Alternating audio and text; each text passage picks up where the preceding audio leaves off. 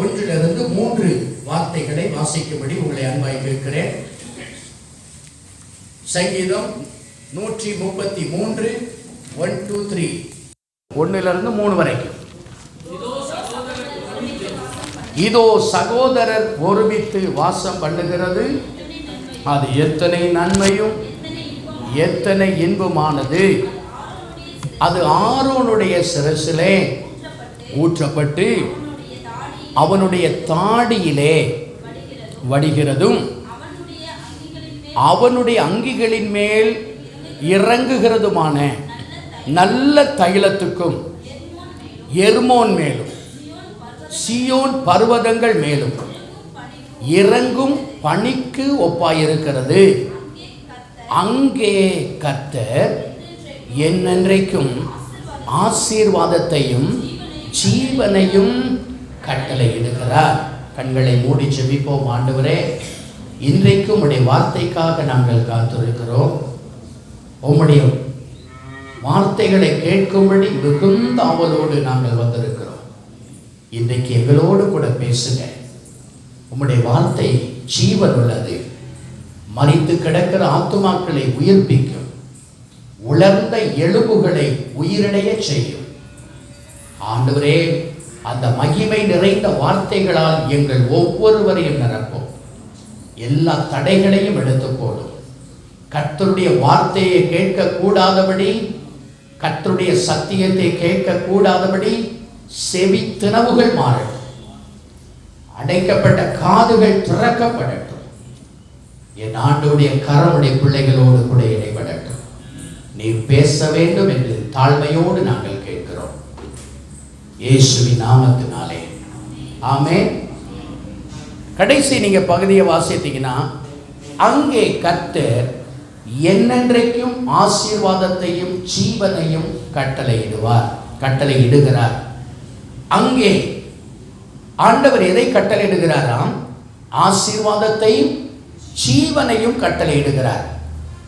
என் அன்பு கடவுளுடைய மக்களே, எங்கே ஆண்டவர் ஆசீர்வாதத்தையும் ஜீவனையும் கட்டளையிடுகிறார் என்று சொன்னால், எங்கே ஒரு மனம் இருக்கிறதோ அங்கே அவர் ஆசீர்வாதத்தையும் ஜீவனையும் கட்டளையிடுகிறார்.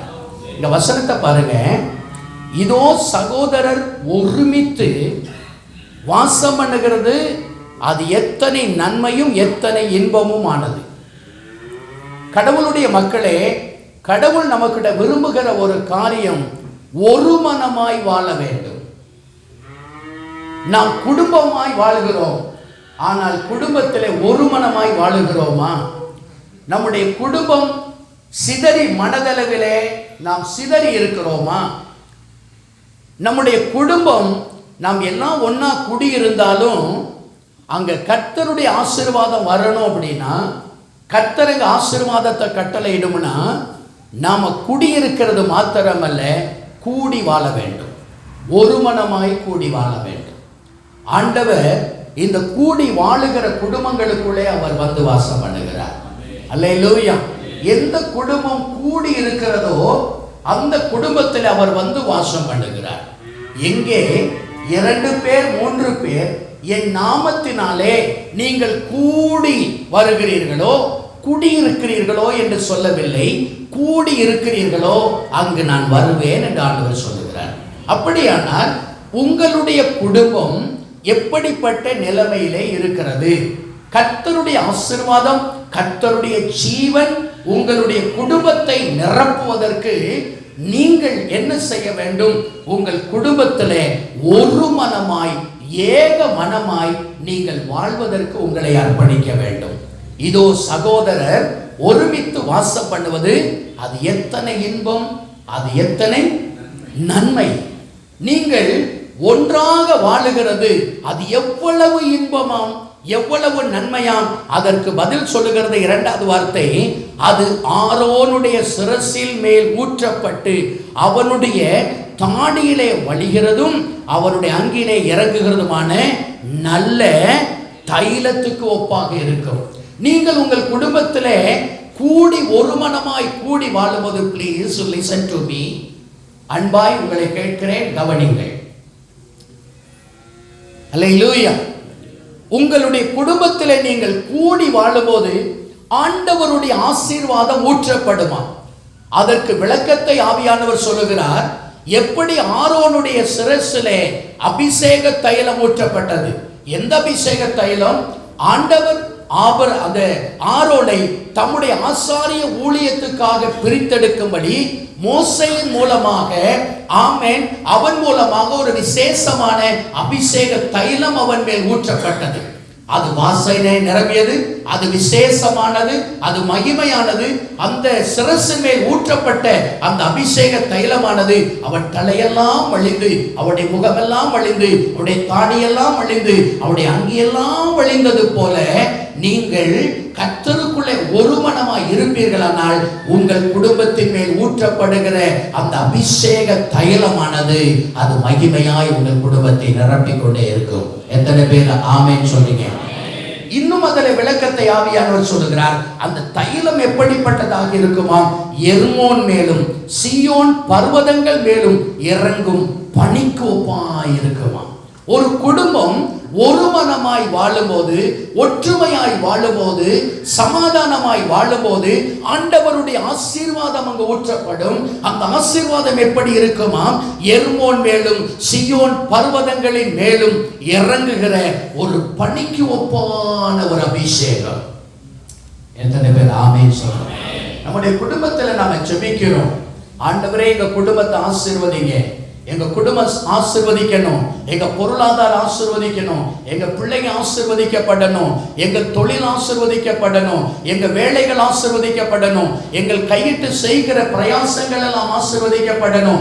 நாங்க வாளாகாம இருக்கக்கூடாது, நாங்க தலையா இருக்கணும், நாங்க கீழா இருக்கக்கூடாது, நாங்க மேலா இருக்கணும். இப்படி எல்லாம் செபிக்கிறோம். நாம் ஆசீர்வாதத்தை விரும்புகிறோம். வேதம் ஆசீர்வாதத்தை போதிக்கிறது. மற்றவர்களுக்கு முன்பாக நாம் நல்ல செழிப்புள்ளவர்களாக இருக்க வேண்டும் என்று விரும்புகிறோம்.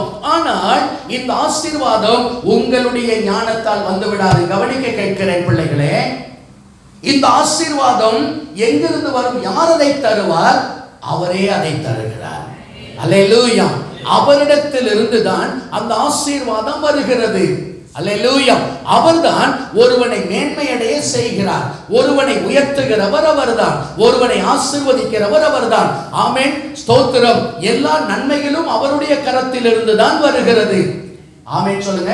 எல்லா சம்பத்துகளும் எல்லா ஐஸ்வர்யங்களும் அவரிடத்திலிருந்து தான் இறங்கி வருகிறது. அப்படியானால் அவரிடத்திலிருந்து ஐஸ்வர்யம், ஆசீர்வாதம், மேன்மை, சுகம், சௌக்கியம், சமாதானம், ஆமென், பேரின்ப வாழ்வு உங்களுக்கு வர வேண்டும் என்று சொன்னால் நீங்கள் ஜெபித்தால் மட்டும் போதாது, உங்கள் குடும்பத்தில் சமாதானம் உள்ளவர்களாக இருக்க வேண்டும். ஆண்டவராகிய இயேசு கிறிஸ்துவானவர் இந்த உலகத்தில் பிறக்கும் போது அவரை குறித்து தேவ தூதர்கள் சொன்னார்கள், அவர் அதிசயமானவர், ஆலோசனை கர்த்தர், நித்திய பிதா, சமாதான பிரபு. அவர் சமாதானத்தை விரும்புகிற தேவன், சமாதானத்தின் பிரபு. எந்த குடும்பத்துக்குள்ளே சமாதானம் உள்ளவர்களாக இருக்கிறீர்களோ அந்த குடும்பத்துக்குள்ளே அவர் ஆசீர்வாதத்தை அவர் ஊற்றுவார். சொல்லுங்க, ஆசீர்வாதத்தை ஊற்றுவாரா? ஆரோனுடைய சிரசிலே ஊற்றப்பட்டது போல உங்கள் குடும்பத்தின் மேல் அவருடைய ஆசீர்வாதம் ஊற்றப்படும். ஏன் என்னுடைய வாழ்க்கையில, என்னுடைய குடும்பத்தில ஆசீர்வாதம் இல்லாமல் இருக்கிறது? ஏன் என்னுடைய வாழ்க்கையில தரித்திரம் தலைவிரித்தாடி கொண்டிருக்கிறது? ஏன் என் வாழ்வு மேன்மையடையவில்லை? ஏன் என் வாழ்வு செழிப்பாக இல்லை?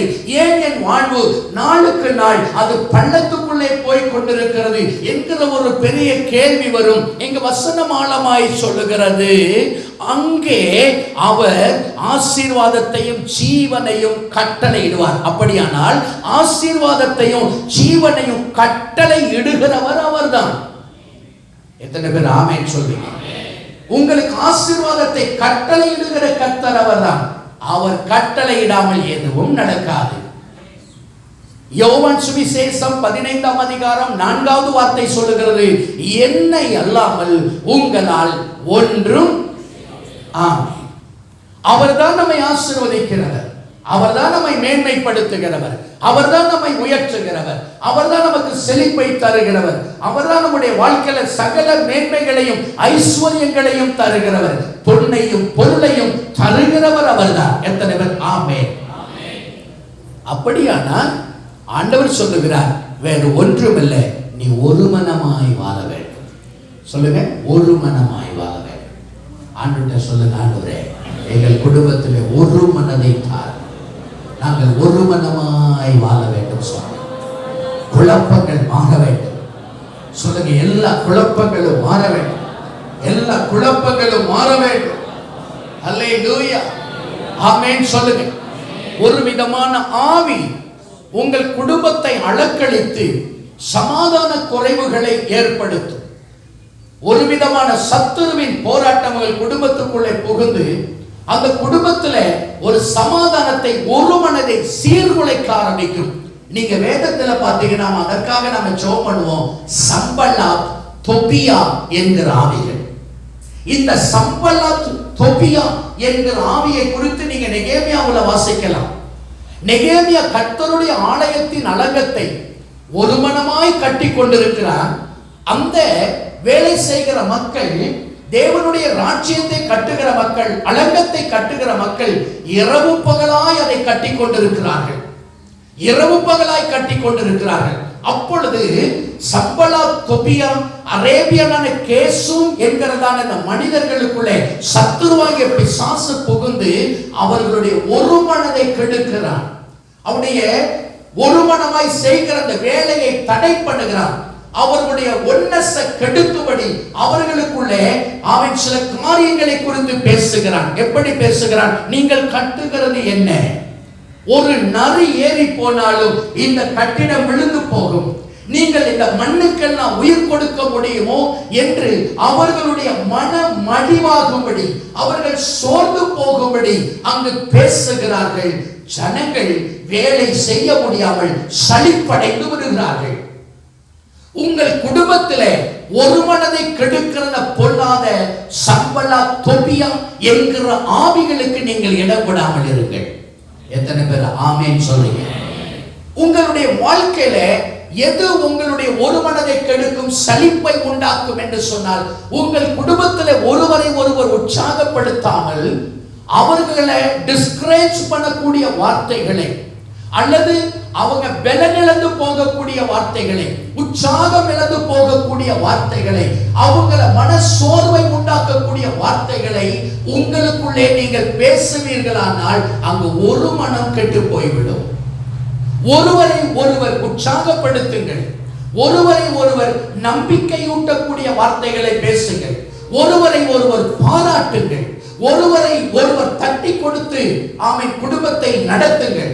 ஒருவரை ஒருவர் குற்றம் சொல்லாதிருங்கள். ஒருவர் மேல் ஒருவர் பழி போடாதிருங்கள்.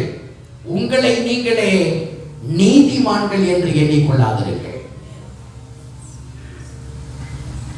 ஹலோ, தாழ்மையான சிந்தை உள்ளவர்களாயிருங்கள். மேட்டிமையான எண்ணங்களுக்கு போகாதிருங்கள். உங்க குடும்பம் நல்ல ஒண்ணா நிற்கும். எத்தனை பேர் ஆமென் சொல்லுங்க? அல்லேலூயா. சத்துருவாகிய பிசாசு குடும்பம் ஒரு மனதை கெடுப்பதற்கு அவன் எடுக்கிற ஆயுதம், இந்த ஆயுதங்களை எடுக்கிறான். இந்த ஆயுதங்களை எடுத்து அந்த குடும்பத்தில் ஒரு மனதை, ஒற்றுமையை குலைத்து போடுகிறான். அந்த குடும்பம் ஒன்றாக வாழ்ந்தாலும் ஒரு மனம் இல்லாமல் வாழுகிறார்கள். ஒரு மனம் ஒன்னா தான் குடியிருக்கிறாங்க. ஆனால் மனதளவிலே ஆளுக்கு ஒரு பகுதியாக பிரிந்திருக்கிறார்கள். எத்தனை குடும்பங்கள் உங்க குடும்பத்துல ஆளுக்கு ஒரு பகுதியில மனம், ஆமென், மனதளவில் பிரிந்து கிடக்கிறோம். மனதளவில் பிரிந்து கிடக்கிறோம். கடவுளுடைய பிள்ளைகளே, சாத்தானுடைய மிக பெரிய தந்திரங்களில் ஒன்று உங்களை பிரிப்பது. உங்களை பிரித்து அவன் வேட்டையாடுவான். உங்கள் குடும்பத்தை பிரித்து வேட்டையாடுவான்.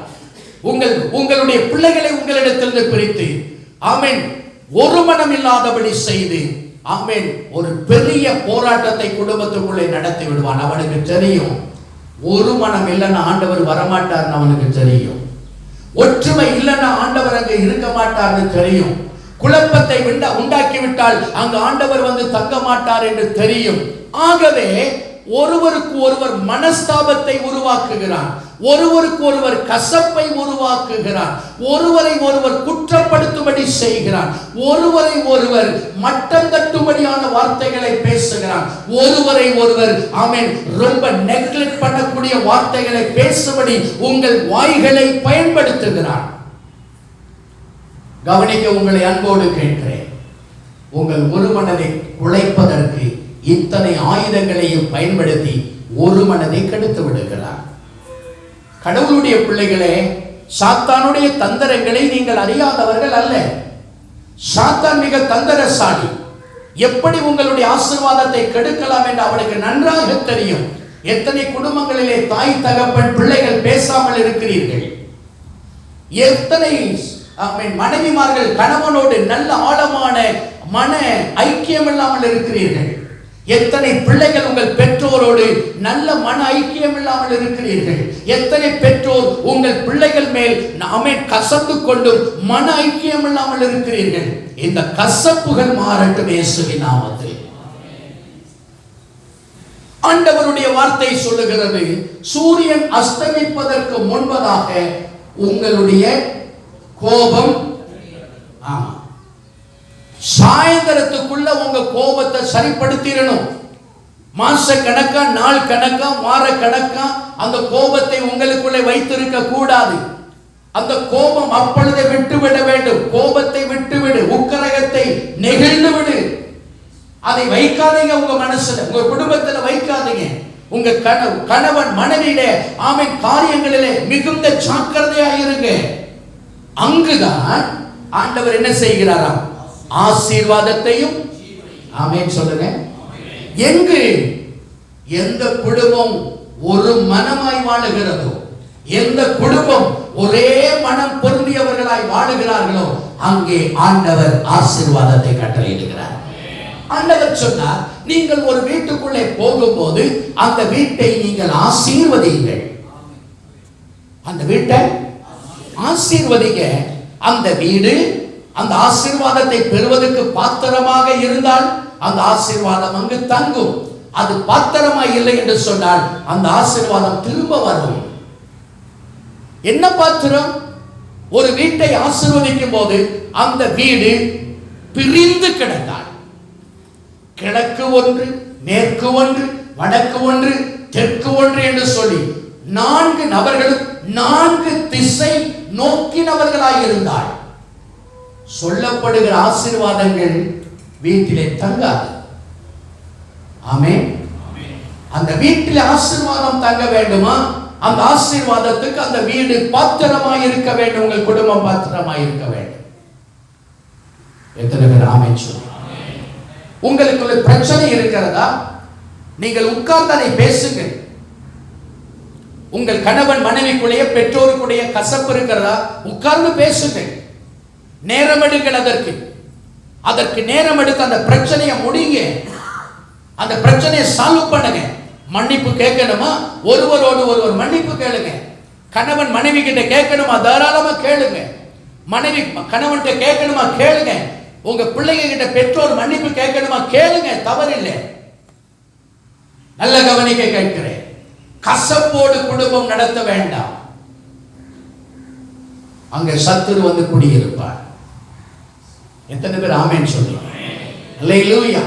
அன்பு பிள்ளைகளே, நம்முடைய குடும்பத்தை தேவன் ஆசீர்வதிக்க விரும்புகிறார். இந்த வருஷம் கடைசி ஆயிடுச்சு இல்லையா? சுத்திகரிப்பு ஜெபத்தோட நிறுத்திடாதீங்க. உங்க குடும்பத்துல நீங்க ஒண்ணா உட்கார்ந்து ஜெபம் பண்ணுங்க. உங்க குடும்பத்துல கணவன் மனைவி பிள்ளைகள்லாம் உட்கார்ந்து ஜெபம் பண்ணி, கணவன் கேளுங்க, மனைவியை பார்த்து கேளுங்க, அம்மா இந்த வருஷத்துல உனக்கு நான் ஏதாவது தொந்தரவு பண்ணியிருக்கேனா? உன் மனசு நோக்கும்படி நான் ஏதாவது செஞ்சிருக்கிறேனா? உன்னை துக்கப்படுத்தி இருக்கிறேனா? என்னை மன்னிச்சிருந்து கேளுங்க. பெத்தவங்க கேளுங்க, அப்பா அம்மா உங்களை நான் ஏதாவது தொந்தரவு பண்ணியிருக்கேனா? என்னால உங்களுக்கு மனசுல ஏதாவது கஷ்டம் பாரம் இருக்குதா? அதனால உங்களுக்கு என் மேல மன வருத்தம் இருக்குதா? என்னை மன்னிச்சிருங்கம்மா, மன்னிச்சிருங்கப்பான்னு கேளுங்க. உங்க குடும்பம் ஆசீர்வதிக்கப்படும். கசப்போடையும் வெறுப்போடையும் புது வருஷத்துக்குள்ள போகாதீங்க. பழைய எல்லா மாவையும் உப்பு பண்ணும். பழைய ரசம் புதிய ரசத்தையும் அது சிந்த பண்ணிவிடும். உங்களை புதிதாக்கி கொள்ளுங்கள். எத்தனை பேர் ஆமென் சொல்லுங்க? திசைக்கு ஒண்ணா நிக்காதீங்க. தயவு செய்து ஒரு மனம் உள்ளவர்களாக இருங்க, ஒற்றுமை உள்ளவர்களாக இருங்க. மனம் திறந்து மன்னிப்பு கேளுங்க, மனம் திறந்து மன்னிப்பு கேளுங்க. கையை பிடிச்சு மன்னிப்பு கேளுங்க, என்ன மன்னிச்சிருன்னு கேளுங்க. எத்தனை பேர் அதை செய்யறதுக்கு ஆயத்தமா இருக்கிறீங்க? அல்லேலூயா. உங்க குடும்பம் ஆசீர்வதிக்கப்படணுமா? கர்த்தருடைய ஆசீர்வாதம் உங்க வீட்டை நிரப்பணுமா? கர்த்தருடைய ஜீவன் உங்க வீட்டில் இருக்கணுமா? நீங்கள் கசப்பை களைந்து போடுங்க. ஆமென் சொல்லுங்க. ஆண்டவர் சொல்றாரு, ஆமென். புளித்த மாவு என்கிற துர்க்குணத்தை புறம்பாக்குங்கள். புளித்த மாவு என்கிற துர்க்குணம், கோபம், பொறாமை, குற்றம், கசப்பு, இவைகளை உங்களை விட்டு, குடும்பத்தை விட்டு அவன் புறம்பாக்குங்கள். புறம்பே கொண்டு போய் போடுங்க. உங்களை கர்த்தர் ஆசீர்வதிப்பார். எத்தனை பேர் ஆமென் சொல்றீங்க? ஆகவே அங்கே ஆண்டவர் என்ன செய்கிறாரா? ஆமென். ஆசீர்வாதத்தையும், அங்கே ஆசீர்வாதம் ஜீவன் இருக்கு. ஆமென். அங்க ஆண்டவருடைய ஆசீர்வாதம் இறங்கி வரணும். சொல்லுங்க, சொல்லுங்க. உங்க வீட்டு மேல எப்படி ஆண்டவருடைய ஆசீர்வாதம்? ஆமென். பிரதர்ஸ், அன்பு மக்களே, உங்க குடும்பத்து மேல ஆண்டவருடைய ஆசீர்வாதம் அப்படி இறங்கி வரும். ஆமென் சொல்லுங்க. மகிமையா இறங்கும், மகிமையா இறங்கும். அல்லேலூயா. இந்த வசனத்தை பாருங்க. ஆமென். இறங்கும் பனிக்கு ஒப்பா இருக்கிறது. ஆமென். பனியை போல ஆண்டவருடைய ஆசீர்வாதம் இறங்கும். அல்லேலூயா சொல்லுங்க. ஆண்டவரே, என் குடும்பத்தில் இருக்கிற கசப்புகள், வெறுப்புகள், ஆமென், வேதனையான காரியங்கள், மன்னிப்பில்லாத காரியங்கள், ஒருவர் மேல் ஒருவர் வைத்திருக்கிற கசப்புகள், வெறுப்புகள் எல்லாவற்றையும் தூக்கி எறிந்து விடுவதற்கு உதவி செய்யும் ஆண்டவரே. அல்லேலூயா. உங்க மூலமா மத்தவங்க குடும்ப உறுப்பினர்கள் மனசுல காயம் பட்டிருக்கிறாங்களா? மத்தவங்களை காயப்படுத்துற வார்த்தை நம்ம பேசி இருக்கிறோமா? உங்க மனைவி உங்களால காயப்பட்டிருக்கிறாங்களா? உங்க கணவன் உங்களால காயப்பட்டிருக்கிறாங்களா? உங்க பிள்ளைங்க மனசு உங்களால காயப்படுத்தப்பட்டிருக்குதா? உங்க பெத்தவங்க மனசு உங்களால காயப்படுத்தப்பட்டிருக்கிற பிள்ளைகளே, உங்க வார்த்தையினால, வசனத்தை பார்த்தோம், நாவு சவரகன் கத்தி, நாவு ஒரு சவுக்கு. எத்தனை பேரு நீங்க பேசின வார்த்தைகளினால, செயல்களினால உங்க குடும்ப உறவுகள், உங்களோடு கூட வாழ்ந்து கொண்டிருக்கிறவர்கள் காயப்படுத்தப்பட்டிருக்கிறாங்க. ஆண்டவர்கிட்ட சொல்லி மன்னிப்பு கேளுங்க. ஆமென் சொல்லுங்க. நீங்க ஆண்டவர்கிட்ட மாத்திரம் போயிட்டு, ஆண்டவரே, என் மனைவியை நான் அப்படியெல்லாம் பேசிட்டேன், என் கணவரை இப்படியெல்லாம் பேசிட்டேன், மன்னிச்சிருங்கன்னு அங்க மாத்திரம் இல்ல, உங்க அதற்கு அதற்கு யாரு காயப்பட்டார்களோ அவங்க கிட்ட கேளுங்க. ஆமென் சொல்லுங்க. இளையகுமாரன் வருகிறான். என்ன சொல்லுகிறான்? தகப்பனே, உமக்கு விரோதமாக, பரத்துக்கு விரோதமாக நான் என்ன செய்தேன்? ஆண்டவர்கிட்ட மாத்திரம் மன்னிப்பு கேட்கல, தன்னுடைய தகப்பனிடத்திலேயும் மன்னிப்பு கேட்கிறான். ஆமென். எத்தனை பேர் ஆமென் சொல்றீங்க?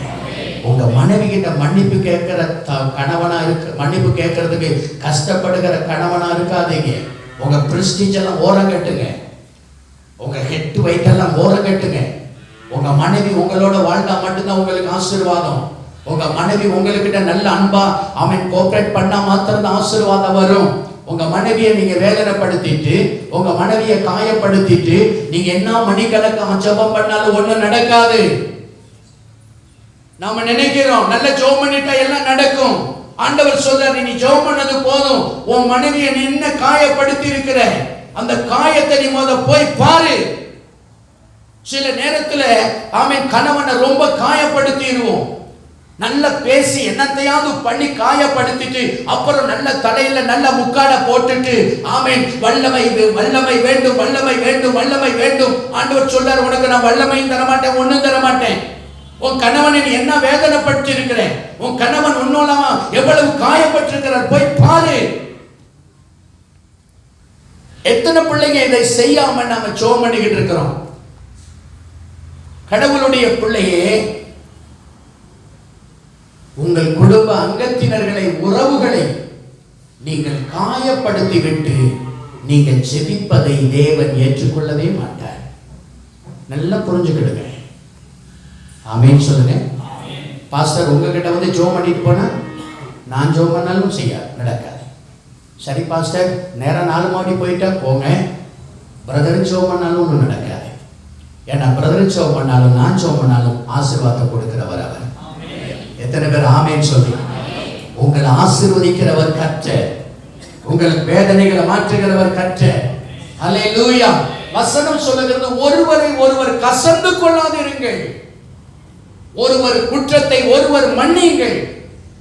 உலக மக்கள் சொல்லுவாங்க, குற்றம் பார்க்கில் சுற்றம் இல்லை. குற்றத்தை பார்த்துக்கிட்டே இருக்காதீங்க. ஒரு மேல இருக்கிற மேல, மனைவி மேல, கணவன் மேல, பிள்ளைங்க மேல, பெத்தவங்க மேல இருக்கிற ஒரு சின்னத்தை குற்றத்தை பார்த்துக்கிட்டே இருக்காதீங்க. உங்க குற்றத்தை கர்த்தர் பார்த்தாருன்னா என்ன நடக்கும்? நம்ம செய்த தவறு ஆண்டவர் பார்த்தா என்ன நடக்கும்? ஒரு கடவுளுடைய பிள்ளை மற்றவர்களுடைய, உங்களுடைய குடும்ப உறவுகளுடைய குற்றங்களை பார்த்துக்கிட்டு இருக்காம அதை மறந்துருங்க, மன்னிச்சிருங்க. ஆமென் சொல்லுங்க. மறந்துருங்க, மன்னிச்சிருங்க. நினைவு கூற வேண்டாம். நீங்கள் நினைவு கூர்ந்தால் நீங்கள் செய்த குற்றங்களை பரமபிதா நினைவு கூறுவார். எத்தனை பேரோட ஆவியானவர் பேசிக் கொண்டிருக்கிறார்? அல்லேலூயா. ஆக ஆமென். ஒரு மனம் சொல்லுங்க, ஒரு மனம். ஆமென். ஒரு மனமாயிருங்க. சில வசனங்களை வேகமாய் பார்ப்போம். அப்போஸ்தலர் 2:1. நீங்க உங்களுக்கு அது அறிமுகமான வசனம் வேகமாய் கூட என்னோடு கூட எடுத்துக்கொள்ளுங்கள் ப்ளீஸ். வேகமா. பெந்தெகோஸ்தே என்னும் நாள் வந்தபோது அவர்கள் எல்லோரும் ஒருமனப்பட்டு சொல்லுங்க, ஒருமனப்பட்டார்கள். அவர்கள் ஒருமனப்பட்டது மாத்திரமல்ல, ஓரிடத்துக்கு வந்தார்கள். கீழே அடுத்த வருஷம் இல்லையோ, அப்பொழுது பலத்த காற்று அடிக்கிற முழக்கம் போல வானத்திலிருந்து சடுதியாக ஒரு முழக்கம் உண்டாகி அவர்கள் உட்கார்ந்து இருந்த வீடு முழுவதையும், ஹலோ, உங்க வீடு முழுவதையும் பரிசுத்த ஆவியானவர் வந்து நிரப்பணும். Listen sister please. நீங்கள் வசனத்தை கவனிங்க. ஆண்டவருடைய பிள்ளைகளே, அவர்கள் கூடியிருந்த குடியிருந்த அந்த வீட்டை சொல்லுங்க, வீட்டை சொல்லுங்க, உங்க வீட்டை, நீங்க குடியிருக்கிற உங்க வீட்டை பரலோகத்திலிருந்து ஒரு வல்லமை இறங்கி வந்து உங்க வீட்டை நிரப்பணும்னு சொன்னா, அங்க வசனம் சொல்லுகிறது, அவர்கள் எல்லாரும் சொல்லுங்க ஒருமனப்பட்டார்கள். ஒருமனை இல்லாத இடத்துல ஆவியானவருக்கு வேலை இல்லை. ஆவியானவர் அசைவாட மாட்டார். ஆவியானவர் கிரியை செய்ய மாட்டார். ஆவியானவர் எதையும் செய்ய மாட்டார். அவர்கள் எல்லாரும் ஒருமனப்பட்டார்கள். சொல்லுங்க, ஒருமனப்பட்டார்கள்.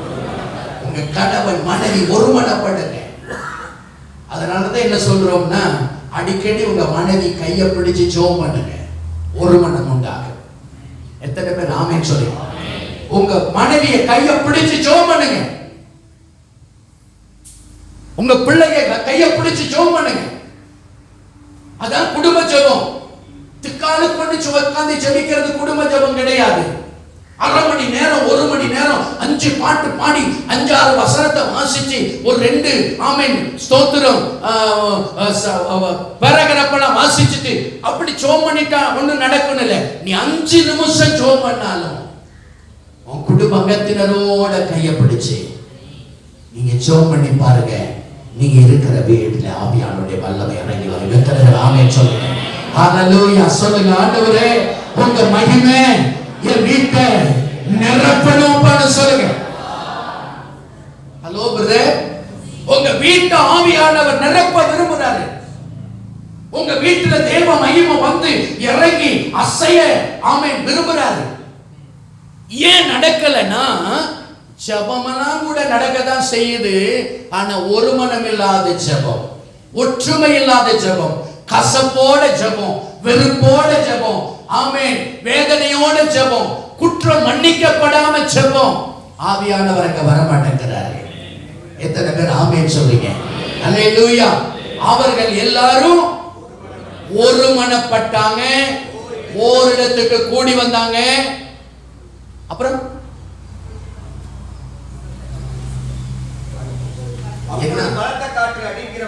எப்பொழுது? அப்பொழுது அவர்கள் எல்லாரும் ஒருமனப்பட்டு ஓரிடத்துக்கு கூடி வந்த போது பலத்த காற்று அடிக்கிற முழக்கம் போல எங்க இருந்துங்க? பரலோகத்திலிருந்து ராஜாதி ராஜா அனுப்புவார் வீட்டுக்கு. ஆமென் சொல்லுங்க. ராஜாதி ராஜா அங்க இருந்து அனுப்புவாரு. ஒரு பலத்த காற்று, சொல்லுங்க, ஒரு பலத்த காற்று அடிக்கிற முழக்கம் போல வானத்திலிருந்து சடுதியாக முழக்கம் உண்டாகி அவர்கள் உட்கார்ந்திருந்த வீடு முழுசையும், சொல்லுங்க, கிச்சன் அறை, பெட்ரூம் அறை, ஸ்டோர் ரூம், ஆமென், ஹாலு, போர்ட்டிகோ, வீட்டை சுத்தியும் வீட்டு மேல செவுரு, தரைத்தளம் எல்லாத்துலயும் நிரப்பும். கரங்களை தட்டி ஆண்டவருக்கு சொல்லுங்க. ஓ லார்ட், ஹalleluya. லோகமாமா கதராமா ஹாக்க துருமலா வியாக்கராமா. ஓ கமாலா ஷக்கராமா. வசனம் சொல்லுகிறது வீடு முழுவதையும், சொல்லுங்க, வீடு முழுவதையும், சொல்லுங்க, வீடு முழுவதையும் கர்த்தருடைய ஆவியானவர் நிரப்பினார். அல்லோ, எவ்வளவு சந்தோஷமா இருக்கிற அந்த வார்த்தை. அல்லேலூயா. ஒரு இடம் கூட பாக்கி இல்லை. ஆவியானவருடைய வல்லமை இப்பொழுது உங்க வீட்டுக்குள்ள இறங்கட்டும், உங்க வீட்டுக்குள்ள இறங்கட்டும். சொல்றாங்க, உங்க வீட்டுக்குள்ள இருக்கிற அந்த அந்தகார இருள், ஒரு spirit of darkness get out. அல்ல, கையை தட்டி பொல்லாத இருளின் ஆவிகளை குடும்பங்களை விட்டு வெளியே போ. Thank you Jesus. எவ்வளவு அற்புதமா இருக்கு பாருங்க. அவர்கள் குடியிருந்த வீடு முழுவதையும், சொல்லுங்க, உங்க வீட்டுல இருந்து அனுபவம் இருக்குதா? உங்க வீட்டுல இருந்து அனுபவம் இருக்குதா? அபிஷேகம் அவங்க வீட்டை நிரப்புதா? ஆவியானவர் உங்க வீட்டுல அசைவாடுகிறாரா? உங்க ஜெப நேரத்தில் ஆவியானவர் அசைவாடுறாரா? உங்க அதிகாலை ஜெபம், இரவு ஜெபம், உங்க தனி ஜெபம், உங்க குடும்ப ஜெபம், இதில் ஆவியானவர் அசைவாடுறாரா? வெறுமையான ஒரு ஜெபம், டைம் பாசிங் பிரேயர், நேரத்தை போக்கக்கூடிய ஜெபம் வேண்டாம். இத்தனை பேர் ஆமென் சொல்லுங்க. சும்மா உட்கார்ந்து மடையாடிக்கிட்டே தோத்துறோம்.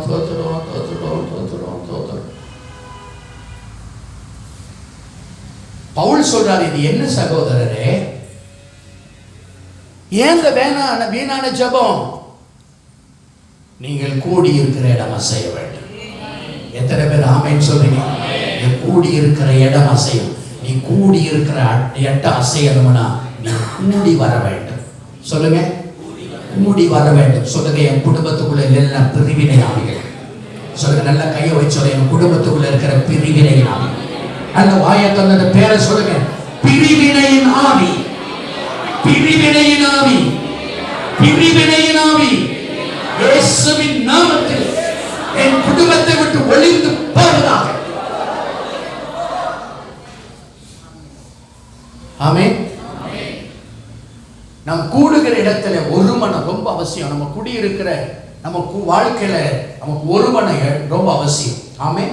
நமக்குள்ள இருக்கிற கசப்பு, வெறுப்பு, கோபம் இவைகளை நம்ம விட்டு முற்றிலும் அவங்க அகற்றிடுங்க. ஒருமனப்படுங்க. ஒருமனை இல்லாம செபிக்காதீங்க. ஒருமனை இல்லாம நான் பிரேயருக்கு உட்காராதீங்க, வேஸ்ட் பண்ணாதீங்க. நல்ல ஒரு மனமா ஜெபம் பண்ணுங்க. நீ 10 மணி நேரம் ஜெபிக்கிறது, ஒரு மனம் இல்லாம ஜெபிக்கிறதும் சரி, 10 நிமிஷம். ஆமென் சொல்லுங்க. 10 நிமிஷம் ஒரு மனப்பட்டு ஜெபம் பண்ணி பாருங்க. நீங்க கூடி இருக்கிற இடம் பயங்கரமா செய்யும். அல்லேலூயா. எத்தனை பேர் ஆமென் சொல்றீங்க? ஆமென். ரோமர் 12:16 வாசித்து பாருங்க. வேகமாக கொஞ்சம் எடுத்துக்கோங்க. ஒருவரோடு ஒருவர் ஏக சிந்தை உள்ளவராயிருங்கள், மேட்டிமையானவைகளை சிந்தியாமல் தாழ்மையானவர்களுக்கு இணங்குங்கள், உங்களையே புத்திமான்கள் என்று எண்ணாதிருங்கள். பவுல் சொல்லுகிற காரியங்களை கவனிங்க பிள்ளைகளே. ஒருவரோடு ஒருவர் எப்படி இருக்கணுமா? சொல்லுங்க. உங்க குடும்பத்துல ஒருவரோடு ஒருவர் ஏக சிந்தை, ஒரே சிந்தை. சொல்லுங்க, இருக்கா குடும்பத்துல? நீங்க ஒண்ணு சிந்திப்பீங்க, அவர் ஒண்ணு சிந்திப்பாரு, அவங்க ஒண்ணு சிந்திப்பாரு, நீங்க ஒண்ணு சிந்திப்பீங்க, பிள்ளைங்க ஒண்ணு சிந்திக்கும், பெத்தவங்க ஒண்ணு சிந்திப்பாங்க. ஆளாளுக்கு ஒரு சிந்தனை. இந்த சிந்தையை தடுமாற பண்ணுகிற சாத்தானே. சொல்லுங்க, சிந்தையை தடுமாற பண்ணுகிற சாத்தான். அல்லேலூயா. அப்ப ஆண்டவர் சொல்றாரு, நீங்கள் ஏக சிந்தை உள்ளவர்களாக இருங்க. உங்க சிந்தையை ஒருமுகப்படுத்துங்க. ஆமென் சொல்லுங்க. உங்க சிந்தையை, ஆமா, உங்க குடும்பத்துல ஒரே சிந்தையா இருக்கணும். நீங்க சிந்திக்கிறது உங்க மனைவி சிந்திக்கணும், உங்க மனைவி சிந்திக்கிறத நீங்க சிந்திக்கணும், உங்க பிள்ளைங்க சிந்திக்கிறத நீங்க சிந்திக்கணும், நீங்க சிந்திக்கிறது உங்க பிள்ளைங்க சிந்திக்கணும். அப்போ ஒவ்வொருவருடைய அந்த ஸ்தோத்திரம் சிந்தைக்கு ஒரு கனெக்ஷன் உண்டாகணும். எத்தனை பேர் ஆமென் சொல்லுங்க? எங்க வீட்டம்மா சொல்லுவாங்க, நான் இதை யோசிச்சுக்கிட்டு இருந்தேன், நீங்க சொல்லிட்டீங்க, நான் அதை சொல்லணும்னு நினைச்சு நீங்க சொல்லிட்டீங்க. அப்ப என்னன்னா, எங்கள் சிந்தை ஒருவரோடு ஒருவர் இணைக்கப்பட்டிருக்கு. என் மனைவி எதை சிந்திக்கிறாங்களோ அதை நான் சிந்திக்கிறேன். என் மனைவி எதை செய்யணும்னு நினைக்கிறேனோ அதுக்கு நான் ரெடியா இருப்பேன். என்ன ரெடி ஆயிட்டீங்க, நான் இந்த வேலையை செய்ய போறேன்னா அதுதான் நான் செய்யணும்னு நினைச்சிருந்தேன். அப்போ சிந்தையிலே அந்த ஒன்னஸ் இருக்கும். சொல்லுங்க, சிந்தையிலே ஒன்னஸ் இருக்கணும். மாறுபட்ட சிந்தைகள் வேண்டாம். மாறுபட்ட சிந்தைகள், மாறுபட்ட கருத்து இருக்கவே கூடாது. ஒரே சிந்தனை, ஒரே கருத்து. ஆமென் சொல்லுங்க. நம்ம அரசியல் கட்சி குடும்பத்தில் நடத்துற, நீ டிஎம்கே நான் ஏடிஎம்கே, ஒரு நிறைய எல்லாம் வந்திருக்குல்ல. உங்க குடும்பம் ஒரு கட்சியா இருக்கக்கூடாது. ஆமென். உங்க குடும்பம் தேவனுடைய ஆலயம். சொல்லுங்க, உங்க குடும்பம் ஒரே சிந்தை. சொல்லுங்க, ஏக சிந்தை உள்ளவர்களாய் இருங்க. அப்புறம் பிரதர், மேட்டிமையானவைகளை பிரதர் ஏக சிந்தையா இருங்க, மேட்டிமையா சிந்திக்காதீங்க. உங்களை நீங்களே மேட்டிமையா சிந்திக்காதீங்க. கணவன் மனைவி பிள்ளைங்க பெத்தவங்க மேட்டிமையான சிந்தனை வரக்கூடாது. மேட்டிமையான சிந்தனை சாத்தானுடைய. மேட்டிமையான சிந்தையை எடுத்துருங்க. உங்களுக்குள்ளேயே நீங்க கேட்டு பாருங்க, எனக்குள்ள மேட்டிமையான சிந்தனை வருதா? என் கணவன் சொல்றதுக்கு ஆப்போசிட்டா நான் சிந்திக்கிறேனா? என் மனைவி சொல்றதுக்கு ஆப்போசிட்டா நான் சிந்திக்கிறேனா? என் பெத்தவங்க சொல்றதுக்கு ஆப்போசிட்டா நான் சிந்திக்கிறேனா? அந்த அவங்க சொல்ற காரியங்களுக்கு நான் எதிர்பரமா நடந்துக்கிறேனா? அப்படியானால் நான் ஏற்கனவே சுத்திகரிப்பு ஜெபத்துல நடந்தது போல உங்க சிந்தை மண்டலம் யார் கையில இருக்கு தெரியுமா? யார் கையில இருக்கு? சாத்தான் கையில இருக்குது உங்க சிந்தை மண்டலம். அந்த சிந்தைய அவன் கொல்லப்புறான். ஒருவர் பேச்சு ஒருவருக்கு கசப்பா இருக்கும். ஒருவர் பேச்சு ஒருத்தருக்கு ஏத்துக்கிறது இல்லைங்க, ஏத்துக்கல முடியாது. அவர் சொல்றதை ஏத்துக்க முடியாது. இப்ப நான் யார் சொல்றதை ஏத்துக்க போறீங்க? உங்க மனைவி சொல்றத உங்களால ஏத்துக்கல, யார் சொல்றதை ஏத்துக்க போறீங்க? இல்லைங்க, அவங்க சொல்றதெல்லாம் ஏத்துக்க முடியாது. இப்ப நான் யார் சொல்றதை ஏத்துக்க போறீங்க?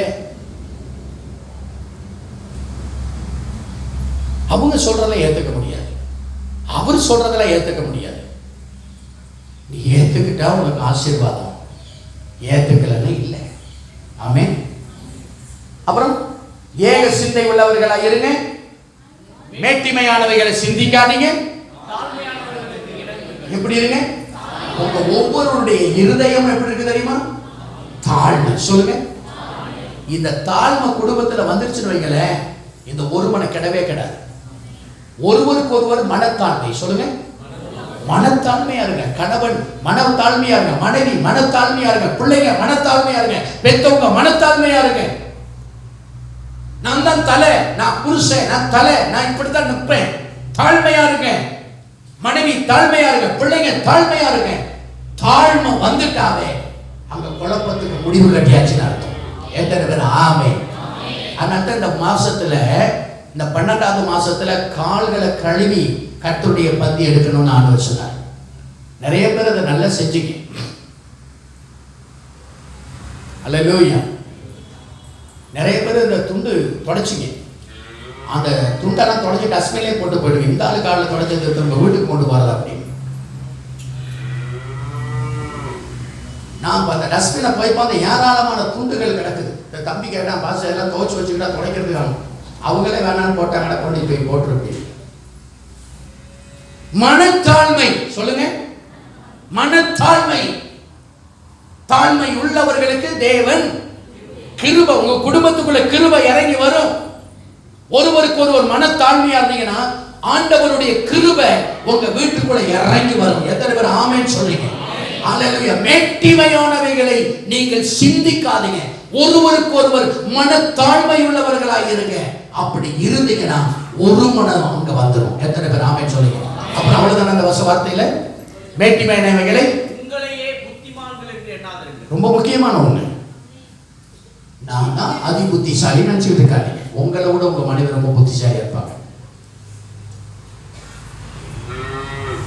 உங்ககிட்ட இல்லாத அறிவு அவங்க கிட்ட இருக்கும். நான் தான் பயங்கரமான புத்திசாலி. உட்கார்ந்து ஆமீன் ஒரு ஒரு ஒரு சர்வே நடத்தணும் அப்படின்னா நீங்க எங்கேயோ நிற்பீங்க.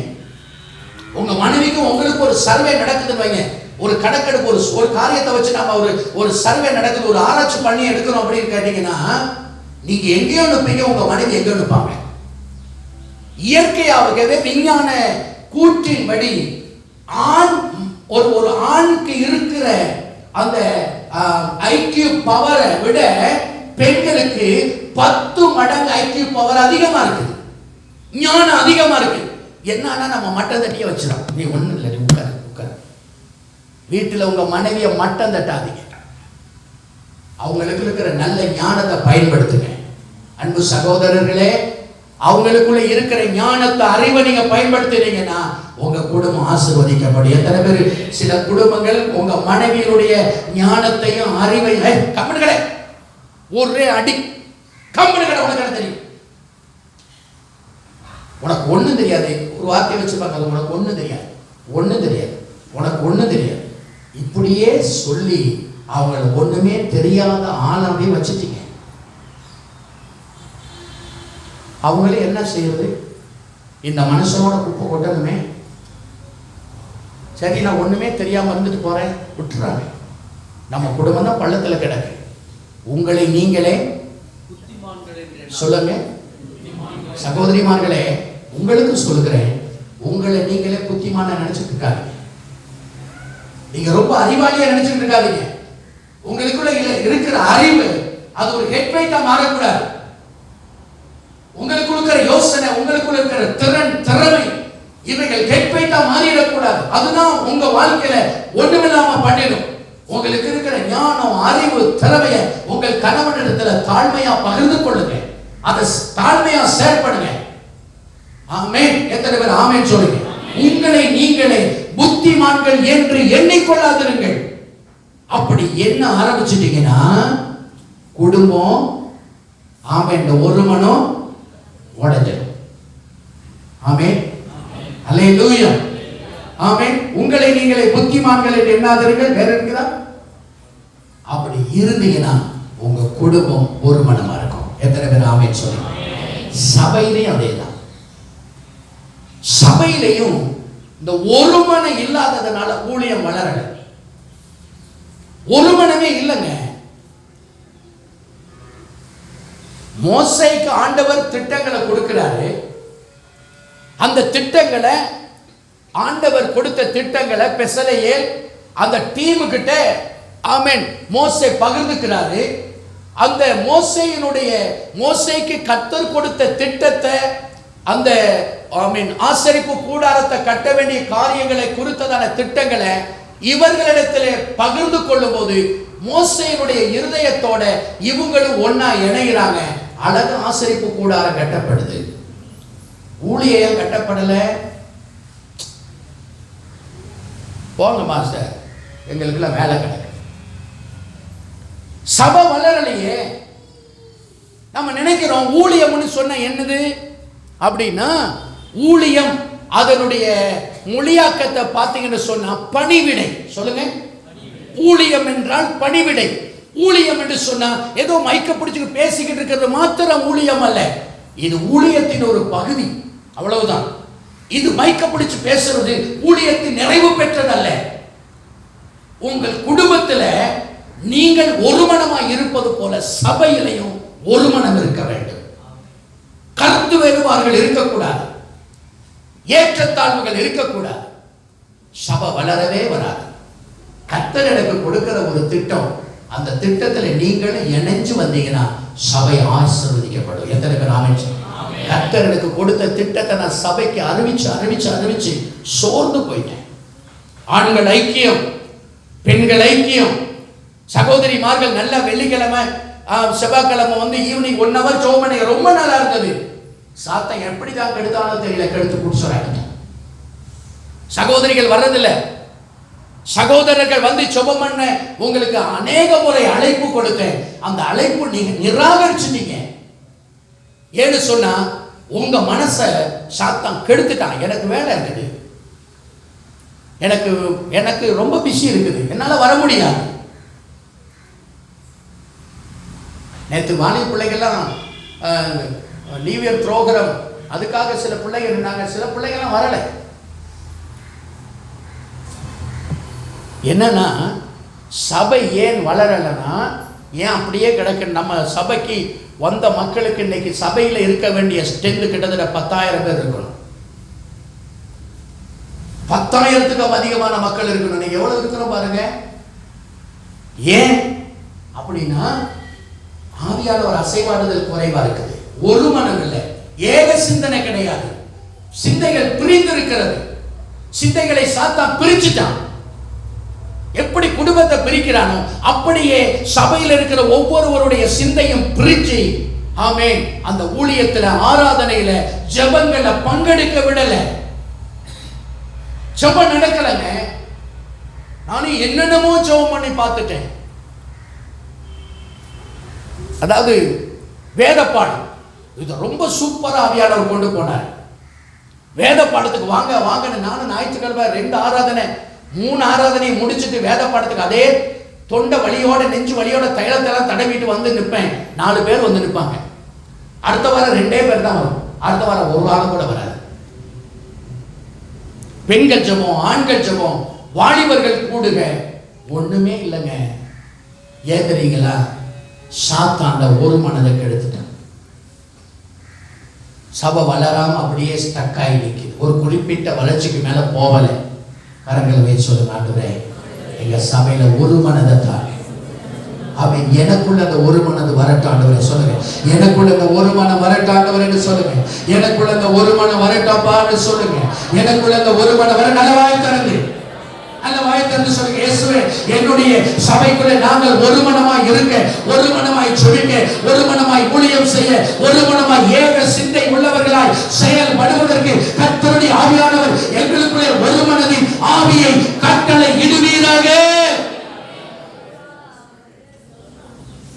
அல்லேலூயா. ஏன் அப்படி ஒரு மனம் வரலன்னா, எல்லாருமே மைக்க பிடிக்க நினைக்கிறோம். எல்லாருமே ஆமென் சொல்லுங்க. எல்லாருமே ஸ்டேஜுக்கு வர நினைக்கிறோம்.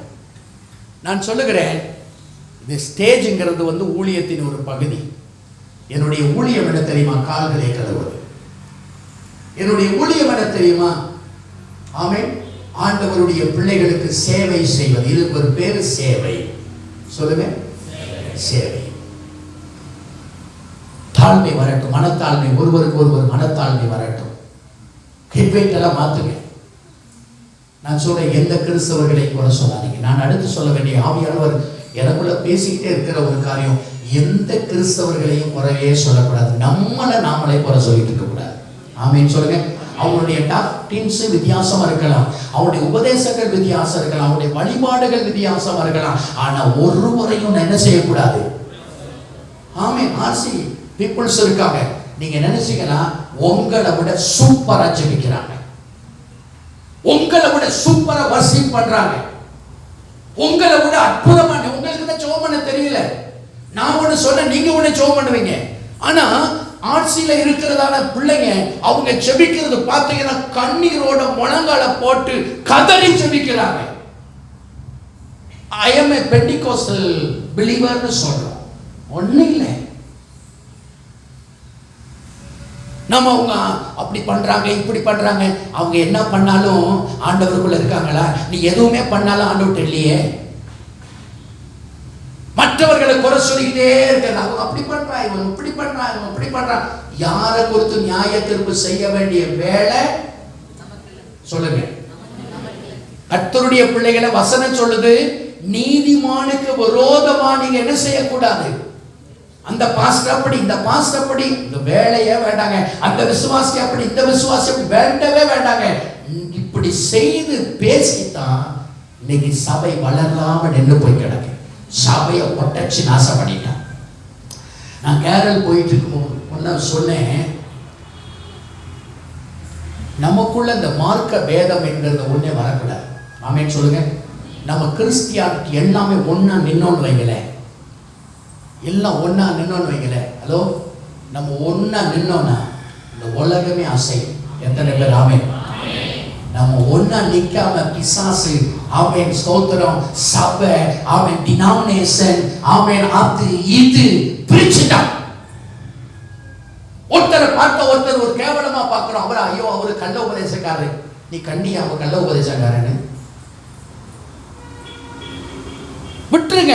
அவங்களை குறித்து குறை பேசாதீங்க. அவங்க உபதேசம் சரியில்லையா, ஓகே ரைட், நீங்க பாருங்க, அவங்கள விட்டுருங்க.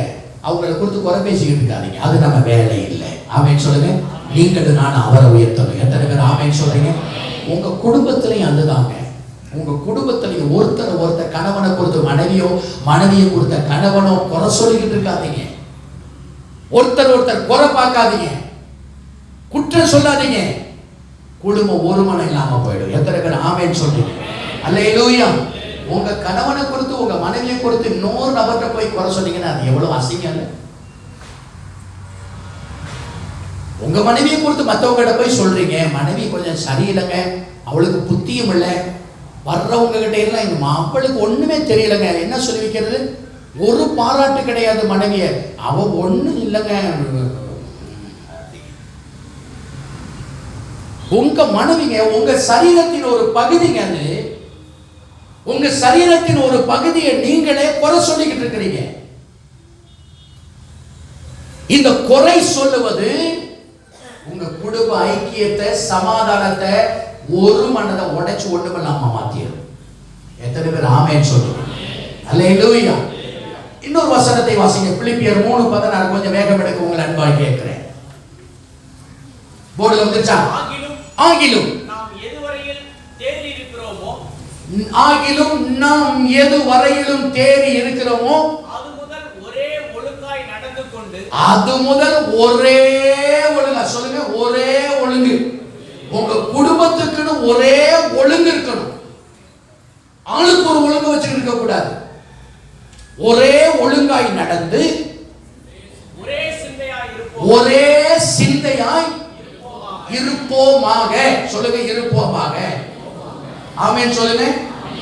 ஆமென். எறும்பு ஆண்டவர் சொன்னார், எறும்பு கிட்ட போய் கத்துக்கப்பா, அது எங்கேயும் அப்படி இப்படி போறதுல ஒரே மாதிரி போயிட்டு இருக்கு.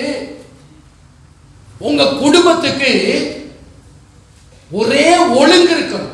சொல்லுங்க, ஒரே ஒழுங்கு. சொல்லுங்க, ஒரே ஒழுங்கு. ஆமென். அல்லேலூயா. அந்த சிஸ்டர் சொல்லுவாங்க, கிறிஸ்டியன் எத்திக்ஸ் சொல்லுவாங்க. அதாவது கிறிஸ்தவ ஒரு அறநெறின்னு ஒண்ணு இருக்குது. ஒரு கிறிஸ்தவ குடும்பத்துக்குன்னு ஒரு அறநெறி, கிறிஸ்டியன் எத்திக்ஸ். அது உங்க குடும்பம் அந்த கிறிஸ்தவ அறநெறியின் படி நடக்கணும். ஒரே ஒழுங்கு இருக்கணும். எத்தனை பேர் ஆமென் சொல்றீங்க? ஒழுங்கு இல்லாத ஒரு கிறிஸ்தவ குடும்பமாக இருக்கணும், இருக்கக்கூடாது. ஜபத்துல ஒழுங்கு இருக்கணும், சாப்பாட்டுல ஒழுங்கு இருக்கணும், பேசுறதுல ஒழுங்கு இருக்கணும், குடும்ப வாழ்க்கையில ஒழுங்கு இருக்கணும், உங்க ட்ரெஸ்ல ஒழுங்கு இருக்கணும், மற்ற எல்லா காரியத்திலையும் ஒரு ஒழுங்கை உண்டாக்குங்க உங்க குடும்பத்துக்கு. அல்லேலூயா. ஒரே ஒழுங்கா நடந்து எப்படி இருக்கணுமா? ஒரே சிந்தை. சொல்லுங்க, அங்கதான் கர்த்தருடைய ஆசீர்வாதம். சொல்லுங்க, அங்கதான் கர்த்தருடைய ஆசீர்வாதம், அங்கதான் ஜீவன்.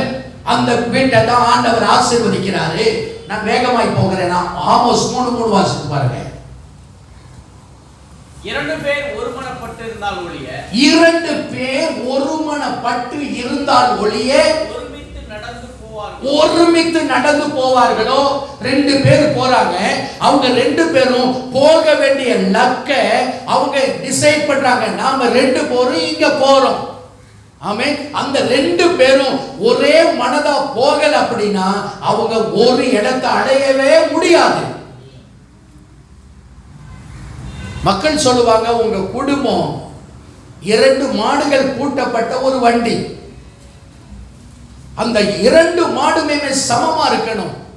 ஒரு மாடி ஏத்தமா ஒரு மாடி இறக்கமா இருந்தா அது குறிப்பிட்ட எல்லையை அடைய முடியாது. உங்க குடும்பத்துக்குள்ள அந்த ஒரே சமநிலை பிரமாணம் இருக்க வேண்டும். ஒரே ஒழுங்கு, ஒரே மனம், ஒரே சிந்தனை, ஒரே காரியம், ஒரே தீம் இருக்கணும். ஆமென் சொல்லுவோமா? அல்லேலூயா.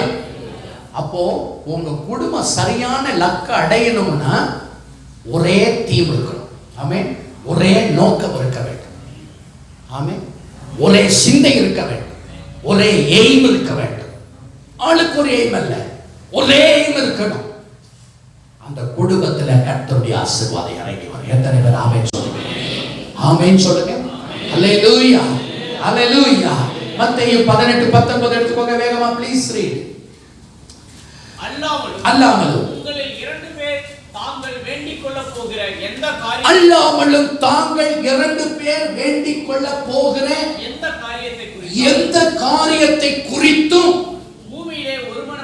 பூமியிலே ஒருமனப்பட்டு இருந்தால் பரலோகத்தில் இருக்கிற என் பிதாவினால் அது அவர்களுக்கு உண்டாகும் என்று உங்களுக்கு சொல்லுகிறேன். நீங்கள் கேட்டுக்கொள்ளுவது பரத்தில் உண்டாக வேண்டும், பிதாவின் இடத்திலிருந்து உண்டாக வேண்டும். அது பரத்திலிருந்து உண்டாகி ஜோதிகளின் பிதாவின் இடத்திலிருந்து இறங்கி வருகிறது. அப்படின்னா இது எப்போ உண்டாகும்னு கேட்டீங்கன்னா, ஜெபிக்கிற உங்க குடும்ப ஜெபத்துல கூட ஒரு மனமா 2 பேர் ஜெபம் பண்ணாலும் ஒரே காரியத்தை ஒரே நோக்கத்தோட ஜெபம் பண்ணுங்க.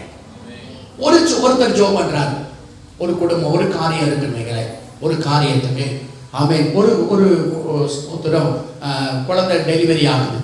இப்போ அது கணவன் மனைவி ஜெபிக்கிறாங்க, ஆண்டவரே எனக்கு ஒரு ஆண் குழந்தையை தாரும் சாமி அப்படின்னு ஜெபம் பண்றாரு. இப்போ புருஷன் ஜெபம் பண்றாரு, ஆமென், ஆண்டவரே ஒரு பெண் குழந்தையை கொடு சாமி. இங்க என்ன இல்ல, இருவர் ஒருமனப்படணும். நீங்க என்ன வேண்டிக் கொள்ள போகிறீங்களோ அது வார்த்தையால் மாத்திரமல்ல, சிந்தையாலும் ஒருமனப்பட வேண்டும், நினைவாலும் ஒருமனப்பட வேண்டும்.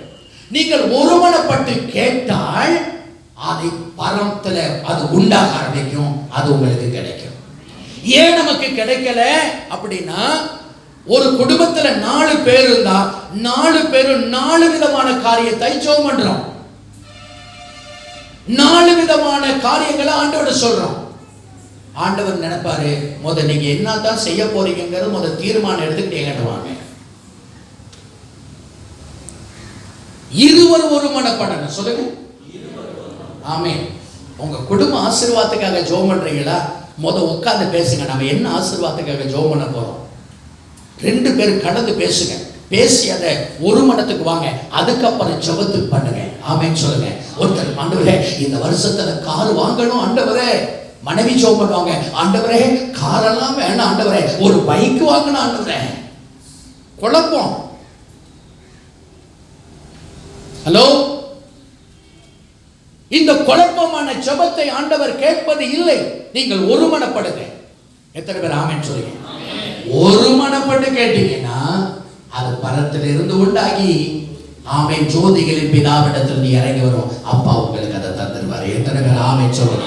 ஆண்டவரே சொல்லுங்க, ஆண்டவரே எங்க ஜெபத்துல ஒரு மனதை தாரும். சொல்லுங்க, எங்க ஜெபத்துல ஒரு மனதை தாரும். அல்லேலூயா, ஆமென். எப்படி இருக்க வேண்டும் தெரியுமா?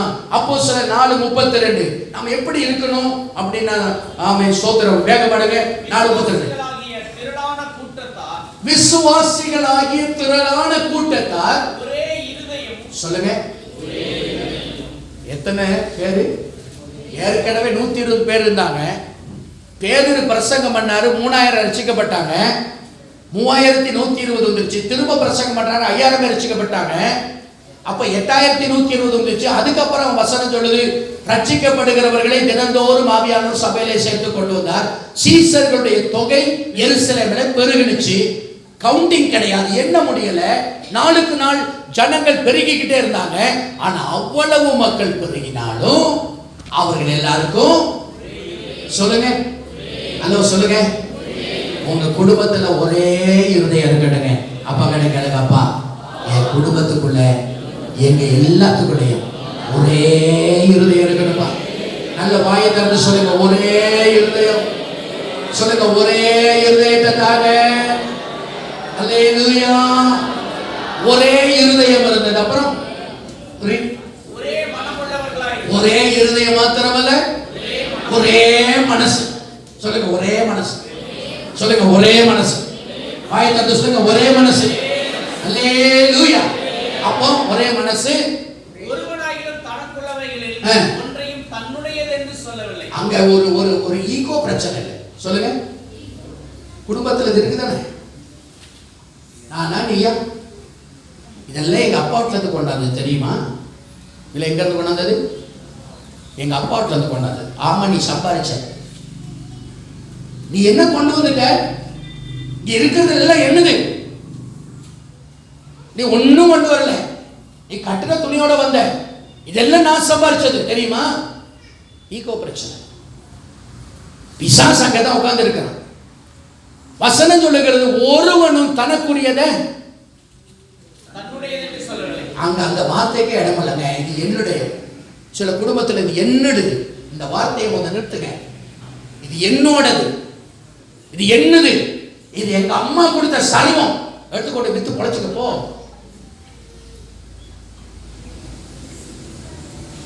இது எங்க அப்பா கொடுத்தது. குடும்பம்னு வந்துட்டா இந்த காரியமெல்லாம் இருக்கவே கூடாது. அவன் நீ என்னத்தை கொண்டு வந்த, நீ என்னத்தை கொண்டு வந்த, இதெல்லாம் என்னது, இதெல்லாம் நான் சம்பாதிச்சது, இது என் கைகளின் பிரயாசத்தினால வந்தது. இல்ல இல்ல, கர்த்தர் கொடுத்ததுன்னு சொல்லுங்க. சொல்லுங்க, கர்த்தர் கொடுத்தாருங்க, நமக்கு கர்த்தர் கொடுத்தாருங்க. இந்த பிரிவினை வார்த்தை, சொல்லுங்க, பிரிவினை வார்த்தை வரவே கூடாது. நான் சம்பாதிக்கிறேன், நான் சம்பாதிக்கிறேன், இந்த வார்த்தையில நிறுத்துங்க இயேசு நாமத்தினால. நான் தான் ஓடுறேன், நான் உழைக்கிறேன், நிறுத்துங்க இயேசுவின் நாமத்தினால. இதுதான் குடும்ப ஐக்கியத்தை கெடுக்குது. எத்தனை பேர் ஆமென் சொல்லுங்க? அல்லேலூயா. சகலமும் அவர்களுக்கு பொதுவாய் இருந்தது. எப்படி இருந்தது? உங்க குடும்பத்தில் எப்படி இருக்கணும்? பொதுவா இருக்கணும். சொல்லுங்க, சொல்லுங்க, உங்க குடும்பத்தில் எல்லாமே எப்படி இருக்கணும்? எல்லாமே பொதுவா இருக்கணும். ஆமென் சொல்லுங்க. அல்லேலூயா. வீட்டிலேயே கூறு போட்டு வச்சிடக்கூடாது. வீட்டிலேயே கூறு போடாதீங்க. அல்லேலூயா. வீட கூறு போடாதீங்க, வீட்டின் நன்மைகளை கூறு போடாதீங்க. பொதுவா இருக்கணும். சொல்லுங்க, பொதுவா இருக்கணும். சொல்லுங்க, பொதுவா இருக்கணும். எல்லாமே பொதுவா இருக்கணும். பீரோ சாவியை நீங்க மட்டும் வச்சுக்க கூடாது, பொதுவா வைங்க. உங்க குடும்பம் தானே, உங்க குடும்பம் தானேங்க. ஏங்க பீரோவை பூட்டி சாவியை பாக்கெட்ல போடுறீங்க? குடும்பங்க. பாகிஸ்தானக்காரனா உள்ள வர போறான், திறந்தா உங்க மனைவி திறக்க போறாங்க, திறந்தா உங்க கணவன் திறக்க போறாங்க, திறந்தா உங்க பிள்ளைங்க திறக்க போறாங்க. பொதுவா வைக்கல. எங்க சாவி? நான் கொண்டு வந்துட்டேன், அப்படியே போயிருக்கணும். பொதுவா இருக்கணும். சொல்லுங்க, பொதுவா இருக்கணும். நான் பீரோவை பூட்டி சாவியை பீரோ அந்த அந்த அந்த இதுலயே மாட்டி வைப்பேன். ஆர்வம் திறக்கலாம். இங்க இருக்கிற பீரோவில், வீட்டில் இருக்கிற பீரோ தான். இங்கே பீரோ சாவி இங்கே தான் வச்சுட்டு போறேன். நீங்க வந்து திறந்து பாருங்க, அதுல என்ன இருக்குது. டிராவல தான் இருக்குல்ல, நீங்க போட்டு வச்சுருக்க. ஏன் இன்னும் என் குடும்பத்தில் இருக்கிற எல்லாமே பொதுங்கிற எண்ணம் வரல? பொதுங்கிற எண்ணம் ஏங்க உங்களுக்கு தெரியுமா? உங்க உங்க உங்க மனைவிக்கு தெரியுமா உங்க பேங்க் பேலன்ஸ் எவ்வளவு வச்சிருக்கீங்கன்னு தெரியுமா? தெரியவே தெரியாதுல்ல. அவளுக்கெல்லாம் தெரியக்கூடாதுங்க. தெரிஞ்ச எண்ணத்தையாவது கேட்பா. உங்க கணவனுக்கு தெரியுமா நீங்க என்ன வச்சிருக்கிறீங்கன்னு? தெரியக்கூடாதுங்க, இதெல்லாம் ரகசியம் வச்சிருக்கணும். ஒளிவு மறைவில்லாத வாழ்க்கை வாழுங்க. சொல்லுங்க, எங்க ஒளிவு வருதோ, எங்க மறைக்கிறது வருதோ, அங்க பாவம் வந்துருச்சுன்னு அர்த்தம். எத்தனை பேர் ஆமென் சொல்றீங்க? அல்லேலூயா. அவர்கள் இருவரும் நிர்வாணிகளாய் இருந்தார்கள். அவர்கள் வெட்கப்படவே இல்லை, நிர்வாணமாய் இருந்தாங்க, ஓப்பனா இருந்தாங்க. மனசுல ஓப்பன், சிந்தையில ஓப்பன், பேச்சுல ஓப்பனா, அவன் திறந்த மனசோட இருந்தாங்க. ஏசப்பா அங்க வந்தாரு, தேவன் அங்க வந்தாரு, பிதாவாகிய தேவன் அங்க வந்தாரா? எத்தனை பேர் வந்தார்? ஆமென் சொல்லுங்க. ஒவ்வொரு நாளும் சாயந்தர வேளையில ஏதேன் தோட்டத்துக்கு வந்து ஆதாமோட ஏவாளோட அழகா சந்தோஷமா பேசி மகிழ்ந்து அவர் அவங்களோட நல்ல சந்தோஷப்பட்டுட்டு போனாரு. இன்னைக்கு நம்ம குடும்பத்துல அருமையான கத்துனால வரமாட்டார். ஏன்? ஒரு மனமும் கிடையாது. அங்க எல்லாம் என்னது இந்த சப்ஜெக்டை மாற்றுங்க. இயேசுவின் நாமத்தில் நம்ம குடும்பங்களுக்கு இருக்கவே கூடாது. எத்தனை பேர் ஆமென் சொல்லுங்க? அவர்கள் எல்லாரும் ஆமென் பொதுவாக இருந்தது. அப்புறம் அவர்களுக்கு ஒருவனுக்கு ஒரு குறைவில்லைன்னு ஒரு வார்த்தை வருமே, அதுல பைபிள் இல்லையோ? தோத்தரம். அடுத்த வசனம் சாரி வாசிங்க. தேங்க்யூ. பைபிள் எடுக்கல, போடையா பார்த்து இருக்காருங்க. அவர்களில் ஒருவனுக்கும் ஒரு குறைவும் இல்லை. அப்படிதானே? 45 நினைக்கிறேன். அப்போ சில 4:45 45 35 35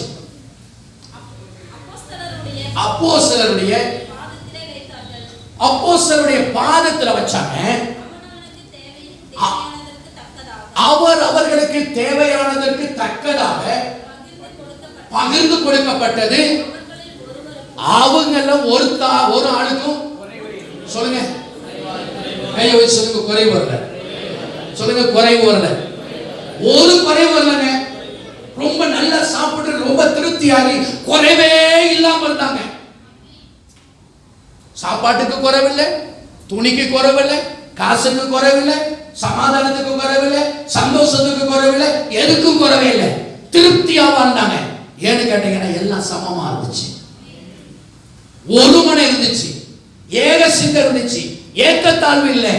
அங்க எல்லாம் நிறைவா இருந்துச்சு. நம்ம குடும்பத்தில் இந்த நிறைவு இருக்குதா? நிறைவே இல்லை. எங்கேயாவது ஒரு குறைவு இருந்துகிட்டே இருக்கு. ஏன்னு கேட்டீங்கன்னா அங்க ஏற்ற தாழ்வு, உன்னோடது என்னோடது, ஒன்னுது என்னது, நீ நானு, இந்த காரியம் இருக்கிற வரைக்கும் குறைவு இருந்துகிட்டு தான் இருக்கும். இயேசுவின் நாமத்தில் தூக்கி போடுங்க. சொல்லுங்க, தூக்கி போடுங்க இயேசுவின் நாமத்தில். அல்லேலூயா. ஆண்டவருடைய கிருபை இறங்கி வருவதாக. ஆமென், ஸ்தோத்திரம், ஆமென், ஸ்தோத்திரம். ஒரே காரியத்தை பேசணும், சீர்பொருந்தி இருக்கணும், ஆண்டவருக்குள்ள பிரியமா வாழுங்க. எத்தனை பேர் ஆமென் சொல்லுங்க? இப்போ தலைப்போசனத்தை வாசிச்சுட்டு நாம முடிக்க போறோம். சங்கீதம் 33 3வது பகுதி, கடைசி 3வது வசனம். சங்கீதம் 133 கடைசி நான் வாசிக்கிறேனே. எர்மோன் மேலும் சீயோன் பர்வதங்கள் மேலும் இறங்கும் பனிக்கு ஒப்பாய் இருக்கிறது. அங்கே கர்த்தர் என்னென்றைக்கும் ஆசீர்வாதத்தையும் எதை கட்டளையிடுவாரு? ஆசீர்வாதத்தை கட்டளையிடுவாரு. கரங்களை உயர்த்தி கட்டளை சொல்லுங்க, ஆண்டவரே என் வீட்டிலையும் ஆசீர்வாதத்தையும் ஜீவனையும் கட்டளையிடுங்கப்பா. சொல்லுங்க, ஆசீர்வாதத்தையும் ஜீவனையும் கட்டளையிடுங்க இயேசுவின் நாமத்தினாலே. ஆண்டவரே, என் குடும்பம் சமாதானமா இருக்கணும், என் குடும்பம் நிம்மதியா இருக்கணும்.